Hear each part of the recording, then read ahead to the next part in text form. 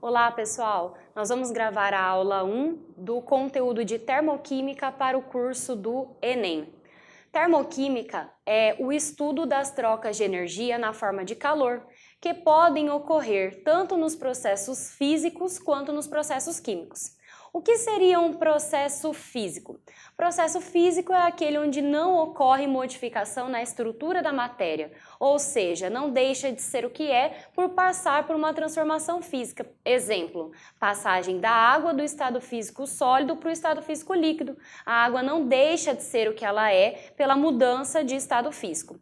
Agora, um processo químico é aquele onde ocorre modificação na estrutura da matéria, ou seja, ocorre a formação de novas substâncias. Então, tanto num processo físico quanto no processo químico, a gente pode investigar essa troca de energia na forma de calor. E ela pode ocorrer de que tipo? Aqui, na termoquímica, a gente denomina como sendo endotérmico ou o quê? Exotérmico. O que é endotérmico? Endo é que absorve energia do ambiente. E exotérmico, que libera energia para o ambiente. Então, no estudo da termoquímica, nós iremos investigar essa troca de energia que ocorrerá na forma do quê? De calor. Então, quando eu mencionar o processo físico, a gente sabe que o processo físico não ocorre modificação na estrutura da matéria. Então, quando eu mencionar um processo e esse processo for do tipo físico, para que ele ocorra, ou ele vai absorver, ou ele vai o quê? Liberar energia. Quando eu pergunto para vocês quais são os 3 estados físicos essenciais da matéria, a gente tem o estado físico sólido, o estado físico líquido e o estado físico gasoso. E a gente pode fazer a modificação de um estado físico no outro pelo caminho que nós denominamos como sendo direto ou o que? Inverso. Então, se eu mudar de estado físico do sólido para o líquido, ou mesmo do líquido para o gasoso, ou ir direto do estado físico sólido para o gasoso, será um processo físico denominado do quê? Direto.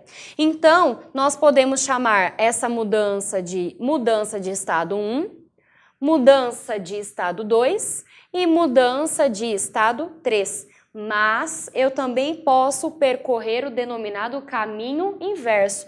Então, eu posso ter uma substância que vá do estado físico gasoso para o líquido, ou mesmo que vá do estado físico líquido para o estado físico sólido, ou que ela passe direto do estado físico gasoso para quem? Para o sólido. E eu vou chamar essa mudança de estado físico de 4, de 5 e 6. Então, como eu disse agora para vocês, a gente pode ter a mudança de estado físico direto, como a mudança de estado físico inversa, E essa mudança de estado físico direto ou inverso é que vai denominar se ela precisará absorver energia ou se ela precisará liberar energia. Então, quando eu denominar de processo físico direto, significa que eu estou me referindo às mudanças que eu denominei como sendo 1, 2 e 3. Como é o nome da mudança de estado físico sólido para o líquido? Nós denominamos como sendo a fusão. De líquido para gasoso, a gente pode chamar de uma maneira geral de vaporização, mas essa vaporização ela ainda pode ser subdividida em evaporação, ebulição e calefação. Qual é a diferença entre essas mudanças de estado físico? O que é uma evaporação? É a passagem do líquido, para o estado físico gasoso sem que haja necessidade de fornecer energia. Quando nós estamos com a umidade relativa do ar baixa, é recomendável que se coloque no ambiente um recipiente com água, né, ou mesmo uma toalha molhada. Por quê? Porque a água contida ali, ela vai evaporar, ela vai passar para o estado físico gasoso sem que nós precisemos fazer absolutamente nada. Agora, o que seria uma ebulição? A ebulição, ela faz relação com o par-pressão, né? Ebulição é aquela em que a gente precisa fornecer energia, né, para que ela ocorra. E em relação à evaporação, ela ocorre de forma rápida, turbulenta e com formação do quê? De bolhas, né? Quando que um líquido ele entra em ebulição? Quando a pressão de vapor do líquido gerado se igualar à pressão o quê? Atmosférica. E o que seria a calefação então, professora? Quando a gente tem uma superfície metálica, como por exemplo, uma frigideira e ela está aquecida, né, que o metal ele é bom retentor de calor, se você derramar ali uma porção de água, automaticamente ela vai passar por estado físico vapor. Então o nome desse processo é chamado de calefação e todos, de uma maneira geral, podem ser chamados de vaporização. E em 3, o que a gente tem em 3? Em 3, nós chamamos de sublimação, né? Um exemplo clássico são as bolinhas de naftalina que são colocadas no armário, né? Para matar as traças, por exemplo. Então, ó, pessoal, toda vez que o processo físico for do tipo direto, ele só vai ocorrer se acontecer o que nós denominamos de absorção de energia. Essa absorção de energia vai ser denominada de o quê? Endotérmico, né? Endo para dentro, que absorve energia para que o processo ocorra. Agora, será que a gente pode também percorrer o que nós denominamos de processo inverso? Sim, né? Então, se nós tivermos um processo e esse processo físico for denominado de inverso, né, onde ali na mudança anterior eu chamei de 4, 5 e 6, o que seria essa mudança que a gente chamou de número 4? É a mudança do gás para o líquido, que a gente chama de condensação, ou a gente poderia chamar também do que? Liquefação. Agora, o 5 é a mudança de estado físico do líquido para o sólido, onde nós iremos denominar como sendo solidificação. Professora, e do gás para o sólido, não é a mesma coisa que do sólido para o gás? Se for só para classificarmos o tipo, o nome da mudança de estado físico, sim, não tem problema nenhum. Mas, como na termoquímica, se o caminho é direto ou inverso, a gente tem que levar em consideração, então só para a gente poder, né, explicar que esse caminho ele é um caminho inverso, nós vamos chamar o processo de ressublimação. Porque é do processo físico que? Inverso. Então tá, que exemplo a gente teria aqui na ressublimação? O gelo seco, né? O que é gelo seco? É gás carbônico, né? Que passa do estado físico gasoso para o estado físico que? Sólido. Se o processo físico direto, ele ocorre, no caso, com a absorção de energia, o processo físico inverso, ele vai ocorrer com o quê? Com liberação de energia. Se eu irei liberar energia, esse processo só poderá ser denominado de um processo que, pessoal? Exotérmico. O que é exo? Exo é para fora, é aquele processo que para poder acontecer, ele libera energia para o quê? Para o ambiente. Professora, que tipo de análise eu vou fazer? Vamos pegar um exemplo do nosso cotidiano. Se eu pego um copo e encho esse copo com água gelada e deixo ele em cima de uma mesa, conforme vai passando o tempo, a gente percebe que do lado de fora do copo começam a se formar gotículas de água. O O que são essas gotículas de água formadas na superfície externa do copo? Essas gotículas de água são o vapor de água que estava na atmosfera, que entrou em contato com a superfície mais fria do copo e condensou, certo? Então eu tenho a água passando do estado físico gasoso para o estado físico que? Líquido. Aí vem a pergunta: gasoso para o líquido é processo direto ou é processo inverso? É inverso. Então essa condensação ou essa liquefação, para ela acontecer, tem que haver a liberação de energia. Então essa formação de gotículas de água trata-se de um processo de que tipo? Exotérmico.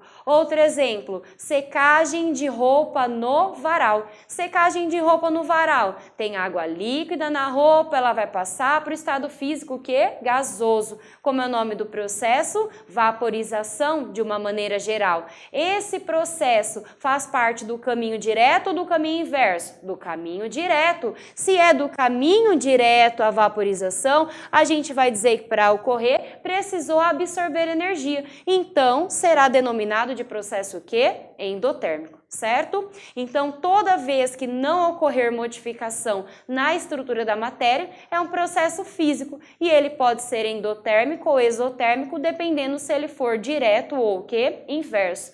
Mas, professora, a gente tem só e somente só processos físicos denominados, com troca de energia? Não, a gente tem processo químico também e é o que a gente mais vai estudar. Por quê? Porque um processo químico, sua definição, é aquele onde ocorre modificação na estrutura da matéria. Se ocorre modificação na estrutura da matéria, pessoal, ele deixa de ser o que é. Ocorre uma transformação química, novas substâncias são produzidas. E essas transformações químicas a gente costuma denominar como sendo o quê? Reação química, São sinônimos. Então, na reação química, pode haver troca de energia na forma de calor? Com certeza. Poderá ser um processo endotérmico ou exotérmico? Com certeza também. Só que aqui, diferentemente do processo físico, a gente tem como objetivo quantificar essa energia. Ou seja, eu tenho meios que irão nos proporcionar de obter o valor, dessa energia absorvida ou liberada. Então, quando a gente mencionar a relação do processo, mas agora esse processo for um processo do tipo químico, Eu disse que o químico vai modificar a matéria. O que a gente tem na reação química, Em toda e qualquer reação química, antes da seta, nós vamos ter as espécies que nós denominamos como sendo reagentes. E depois da seta, nós teremos as espécies que a gente chama do quê?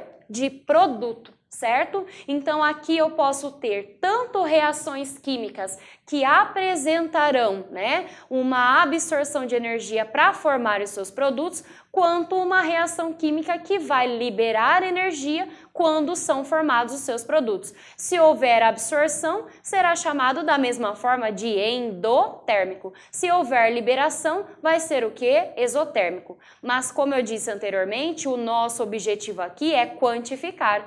Quem é a grandeza química, ou melhor, termoquímica, que nos auxiliará nesse processo? Essa grandeza, ela é denominada de entalpia. A entalpia é a grandeza termoquímica que vai quantificar a energia absorvida ou liberada. E a unidade dessa entalpia, para a gente, poderá ser tanto em quilocaloria quanto em quilojoule. Normalmente, quilocaloria para cada mol da espécie química ou quilojoule para cada mol. Então, eu disse para vocês que a termoquímica, tem como grandeza a entalpia e a gente vai ter que analisar através do processo químico, ou seja, da reação. Professora, como que a gente pode calcular essa quantidade de energia absorvida ou liberada na reação? A gente vai calcular através do nosso ΔH. O que é o delta? É a variação. H, a entalpia. Toda e qualquer variação subentende-se um estado que nós denominamos como sendo o estado final, menos a entalpia do nosso chamado estado inicial. E aí eu volto aqui na minha reação. O que é o início da reação? São os reagentes. O que é o fim do processo da reação? São os produtos. Então, o ΔH da reação será calculado inicialmente pela diferença entre a entalpia do produto, que é o final do processo, e a entalpia do reagente, que é o inicial do nosso processo. E aí, através desse valor de ΔH, é que eu vou descobrir se a reação ela vai ser endotérmica ou se a reação ela vai ser o quê? Exotérmica.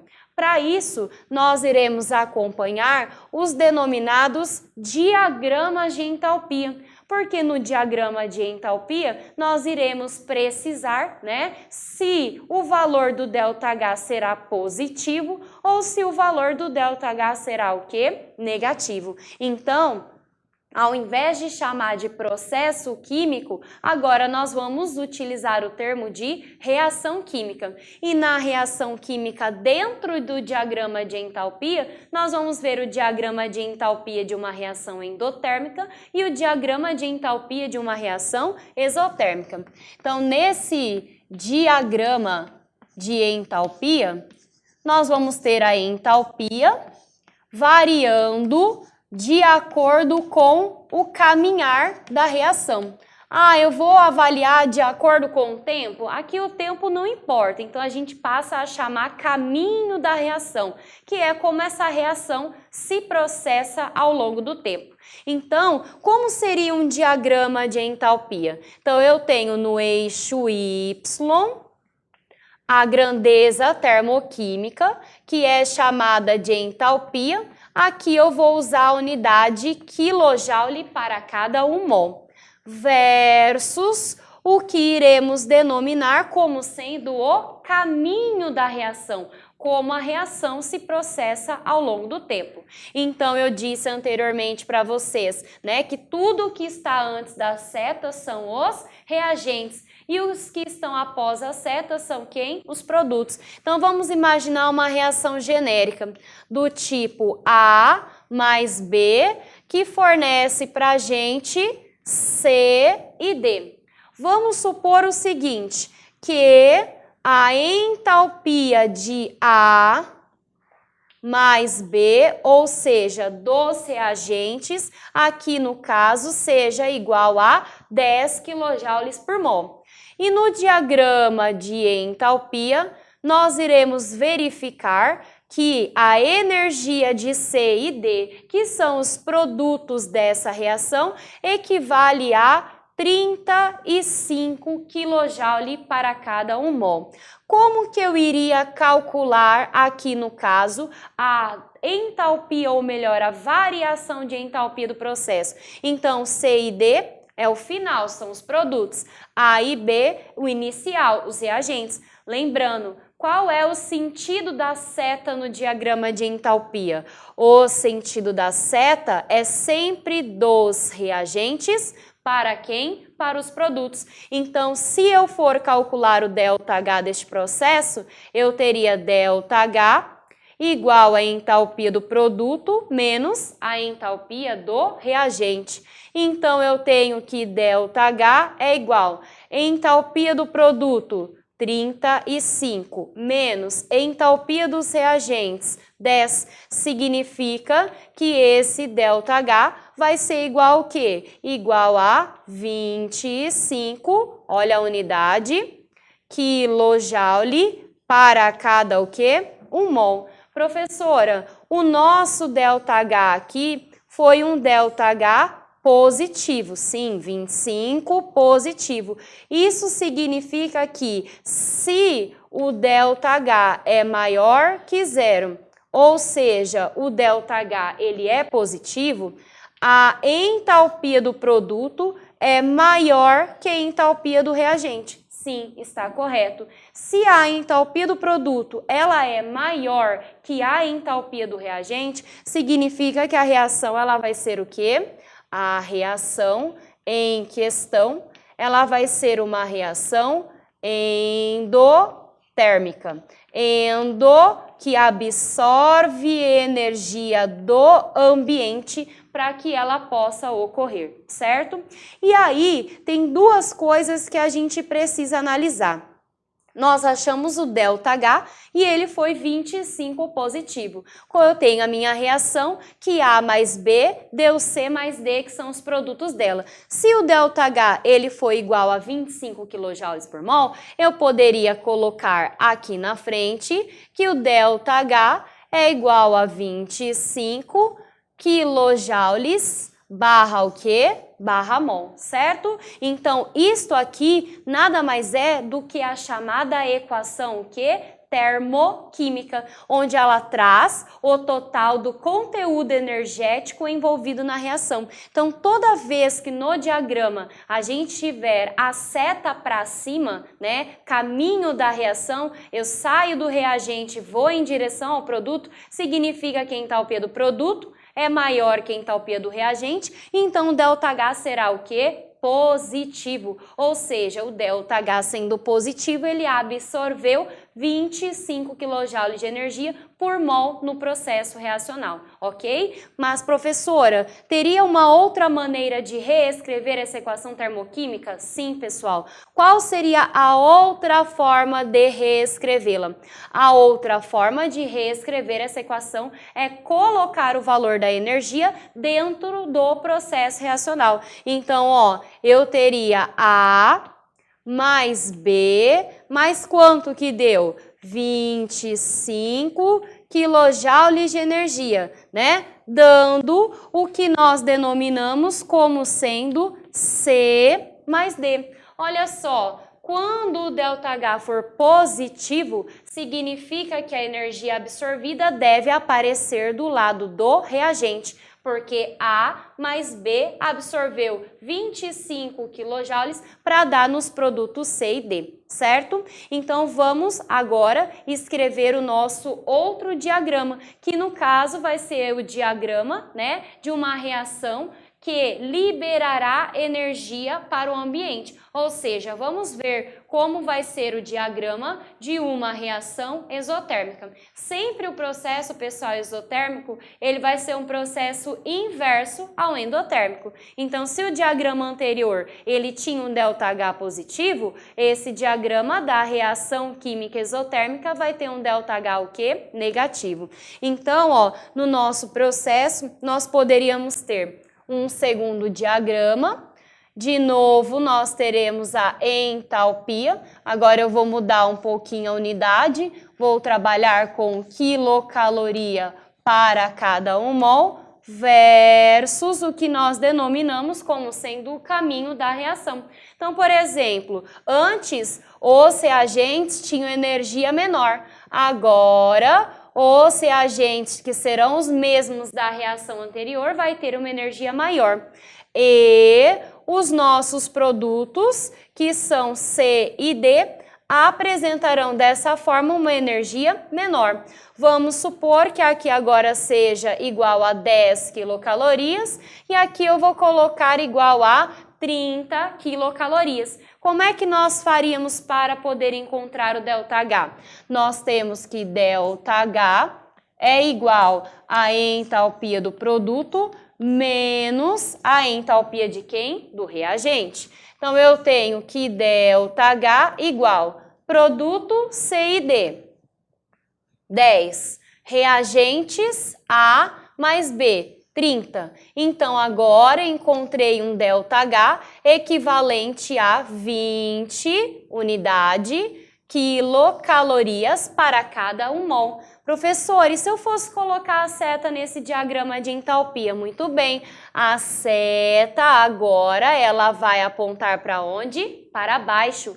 Isso significa o quê? Que quando o seu ΔH for menor do que 0, ou seja, for negativo, agora a entalpia do produto ela não é maior que do reagente. A entalpia do produto ela vai ser o quê? Menor que do reagente. Então, significa que a nossa reação química trata-se de uma reação química que libera energia para o ambiente, energia na forma de calor, por isso que ela vai ser denominada como sendo exotérmica. Como é que eu iria colocar o ΔH na reação? Então, nós teríamos A mais B produzindo C mais D e o ΔH poderia colocar aqui na frente, ΔH igual a menos 20 quilocalorias para cada o quê? 1 mol. Qual seria, pessoal, a outra forma de reescrever a equação? Colocar energia dentro do processo.